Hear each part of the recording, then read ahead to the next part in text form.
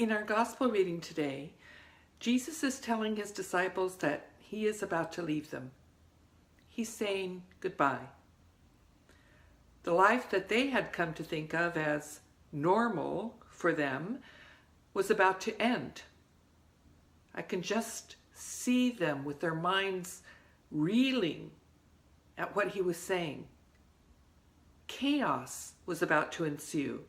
An overwhelming change in lifestyle and sense of purpose was about to happen, and the disciples had no idea of what that would look like. That kind of change, that kind of traumatic change in our lives is tantamount to a death, the experience of a death. The news was certainly unsettling and unwelcome. And a natural first reaction to this type of news is denial. Just kind of thinking, no, this isn't really happening. There has to be a mistake. I know someone is going to say, oh, just kidding, any minute now. It's human to want things to stay as they are and have happy endings. Two of the disciples, Thomas and Philip, speaking for everyone there, immediately want details. Like all logical people, they think that if some change is inevitable, if they just know where they're going and what that change is going to entail, how they're going to get there, and what they're supposed to do when they get there, then they can get prepared. As Philip puts it, if you just tell us, we'll be satisfied. What they really want is something like Rick Steves' travel guide to life after normal. Then they'll know what they need to pack and what to expect when they get there. Otherwise, how are they supposed to know what they do, what they need to do? You know? Do any of these thoughts and feelings feel especially familiar right now? They do to me.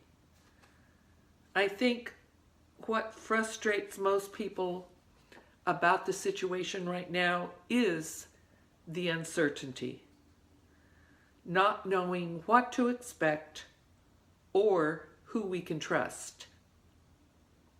When the leaders to whom we look for answers say, I don't know, or they change their minds every day, then how are we supposed to feel comfortable with where they want to lead us? Personally, I want to know how they make their decisions. Who are they talking with before they make up their minds? And what information are they considering? Do they have all the facts available? Or are they just throwing a dart at a board and going with it? Do I want to trust that they have reasonable solutions, or do I want to hang back because of those doubts? What's going to happen, and how is it going to affect me? When the disciples asked similar questions, Jesus answered with one simple statement. He said, I am the way, the truth, and the life. Seems simple enough, right? I am the way. Sometimes it is the simple truths that are the most profound, because those few words that Jesus spoke that night seem to answer all the questions, doubts, and fears that we carry inside ourselves for most of our lives. Consider that for a minute. Jesus showed us that the way In other words, the truth that gives us God's definition of life. That way is to show love and respect for God by also loving and respecting all others, just as God does. What I believe Jesus is telling his disciples, and also us in these verses, is that it really doesn't matter where we are or what we're doing in life. We will find purpose and fulfillment by loving, just as Jesus taught us to love. And it doesn't really matter what's happening around us.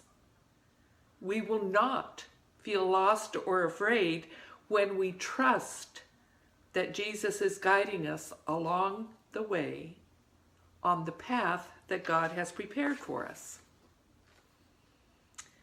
And the unknown, the uncertainty, is not frightening when we understand that Jesus will give us whatever we need to face our future. All the answers, simple yet profound. Look at the disciples.